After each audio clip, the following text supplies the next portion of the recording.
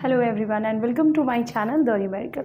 इस वीडियो में हम क्लास 9 ICSE के चैप्टर हीट एंड एनर्जी का sub part green house effect and global warming discuss करेंगे। देखो, आपकी बुक में जो डेफिनेशन दी गई है वो कुछ ये है।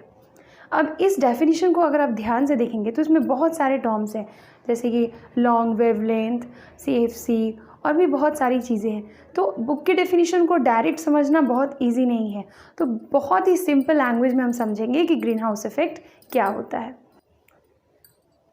देखो, हम सभी जानते हैं कि सन से बहुत ही हार्मफुल रेज आती हैं, लेकिन क्या आपको पता है उन रेज के कितने सारे नाम हैं? हम लोग सिर्फ इन जनरल अल्ट्रा वायलेट रेज के बारे में जानते हैं, लेकिन सन से जो सोलर रेडिएशन आती हैं उसमें कई सारे रेज होते हैं। गामा रेज, एक्स रेज, फिर आपका विजिबल रेज, उसके बाद रेडियो वेव्स। तो आपको इसको बहुत ही ध्यान से समझना होगा। देखो, ये हो गया आपका अर्थ का सरफेस।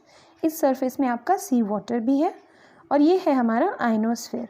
अब हम समझते हैं कि एक्चुअली क्या होता है सन से आने वाले सोलर रेडिएशंस का। सोलर रेडिएशन से जो लाइट्स इमिट होती हैं वो है gamma rays, X ray, UV rays यानी कि अल्ट्रा वायलेट रेज। और ये सारी रेज जो होती है ना, बहुत हाई एनर्जी की होती है, इनका रेडिएशन पावर बहुत ज़्यादा होता है। इसके अलावा जो रेज इमिट होती हैं वो हमारा विजिबल लाइट, इंफ्रारेड लाइट भी दो वेवलेंथ के होते हैं, एक शॉर्ट वेवलेंथ और एक लॉन्ग वेवलेंथ। इसके अलावा रेडियो वेव्स, माइक्रोवेव्स, इस तरीके की बहुत सी लाइट जो होती है सोलर रेडिएशन से रिलीज होती है। इसमें देखो, जो आपका गामा रेज, एक्स रेज और अल्ट्रा वायलेट रेज है, इसको ओजोन लेयर ही अर्थ तक आने नहीं देता है। तो इसको कौन ऑब्जर्व कर लेता है? ओजोन लेयर इसको ऑब्जर्व कर देगा। और यहाँ पे जब आप आएंगे तो सिर्फ जो आपका आयनोस्फेयर है वो दो लाइट को ही अलाउ करता है अर्थ के एटमॉस्फेयर में आने के लिए, और वो दो लाइट है आपका, पहला हो गया विजिबल लाइट और दूसरा है आपका इंफ्रारेड के शॉर्ट वेवलेंथ की लाइट। लॉन्गर वेवलेंथ को भी वो अंदर नहीं आने देता है, वो वहाँ से रिफ्लेक्ट होकर बैक हो जाती हैं। कहाँ से रिफ्लेक्ट होंगी? आयनोस्फेयर से रिफ्लेक्ट हो जाएंगी और पोलर आइस कैप से भी रिफ्लेक्ट होकर चली जाती है।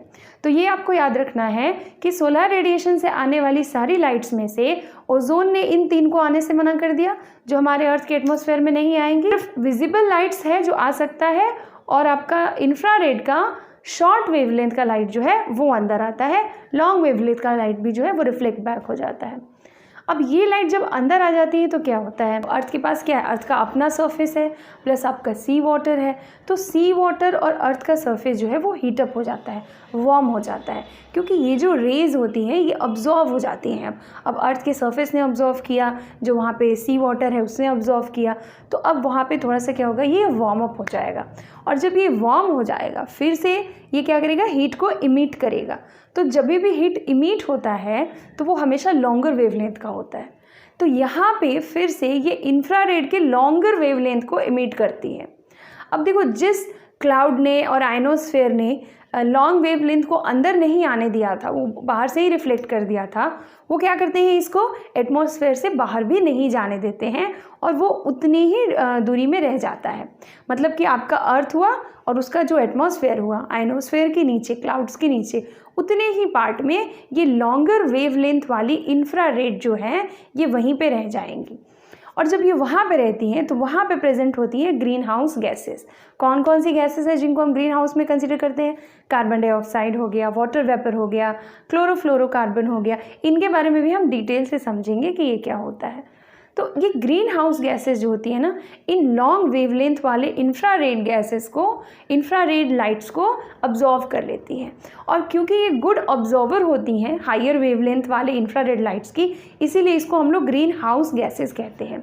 और इनकी वजह से क्या होता है कि आपके अर्थ के सराउंडिंग का जो एक टेम्परेचर है वो थोड़ा सा हाई हो जाता है, ज़्यादा हो जाता है। तो ये पूरा जो इफ़ेक्ट है इसको आप बोलते हैं ग्रीन हाउस इफ़ेक्ट। अब आप वापस आइए अपने बुक के डेफिनेशन पे और इसको समझिए। देखो, बुक का डेफिनेशन क्या कहता है? बुक का डेफिनेशन है, it is the process of warming of planets surface and its lower atmosphere by absorption of infrared radiation of long wavelength emitted out from the surface of planet. Planet कौन सा हुआ? अर्थ। अब अर्थ ने in long wavelength light को क्या किया था? Emit किया था।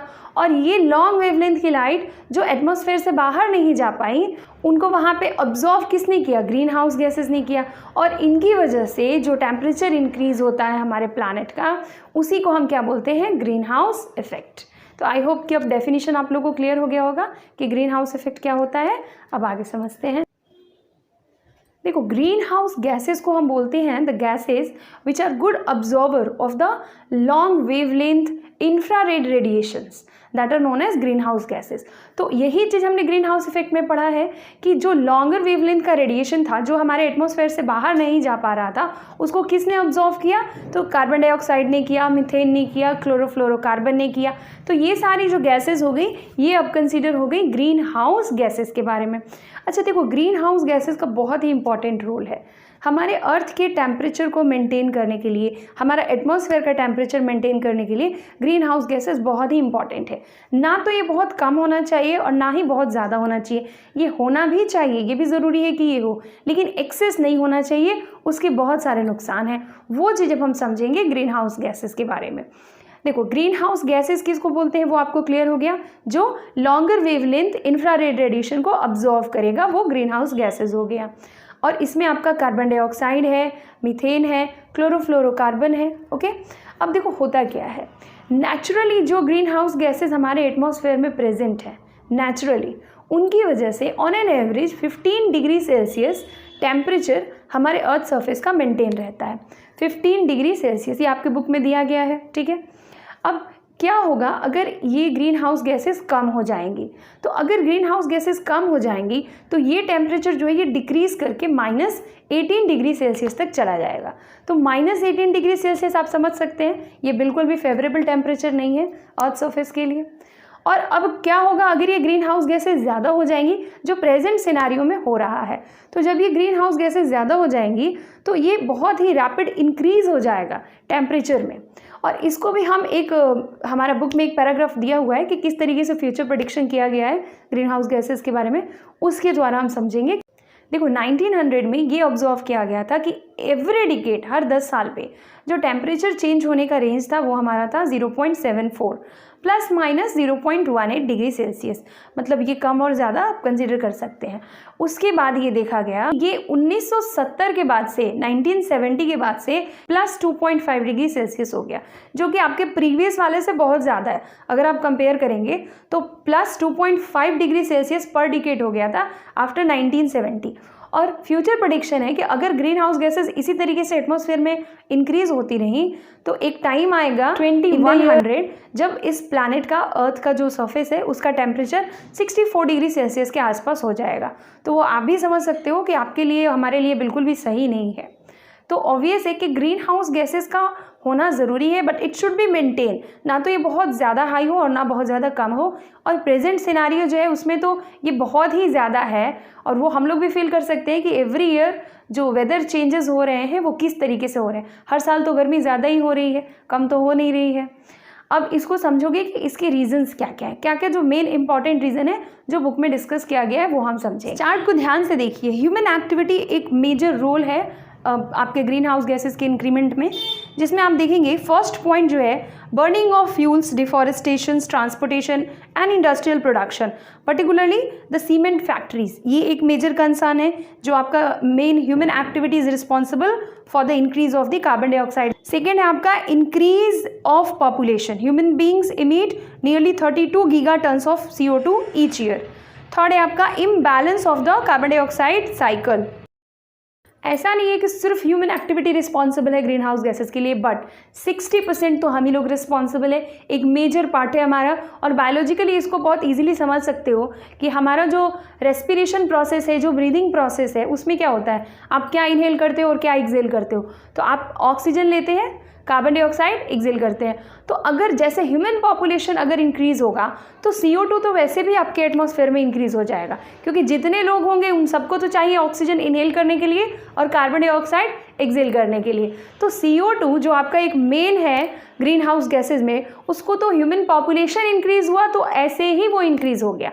और रही बात एक्टिविटीज़ की, तो आपको फ्यूल्स यूज़ करना ही है, आप अपने लिए घर बनाएंगे, डिफॉरेस्टेशन होगा ही। तो ये सारी चीज़ें जो है ह्यूमन एक्टिविटी एक मेजर कंसर्न है। 62% हम कंसर्न करते हैं, हम मानते हैं कि 62% तक जो मेजर एक्टिविटी है वो just because of the human activity green house gases increase हुए हैं।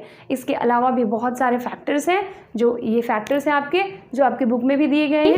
सोलर रेडिएशन से होने वाली कुछ गैसेस को ओजोन लेयर ऑब्जॉर्व कर लेता है। सोलर रेडिएशन से होने वाली कुछ हाई एनर्जी रेडिएशन को ओजोन लेयर ऑब्जॉर्व करता है, कुछ को आयनोस्फेयर जो है वो रिफ्लेक्ट कर देता है और अंदर नहीं आने देता।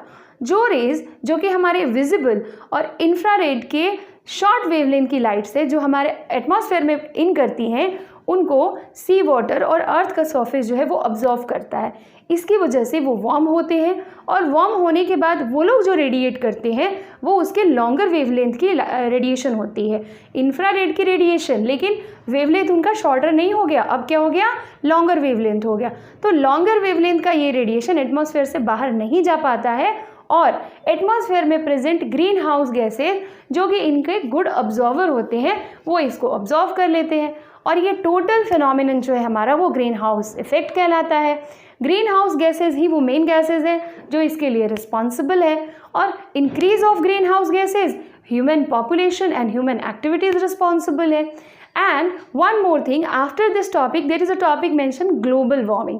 तो देखो ग्लोबल वार्मिंग क्या हो गया, ग्लोबल वार्मिंग है because of the increase of the green house gases it increase the green house effect in the atmosphere and this is known as the global warming. तो नेक्स्ट वीडियो में हम discuss करेंगे about global warming in detail. Thank you everyone.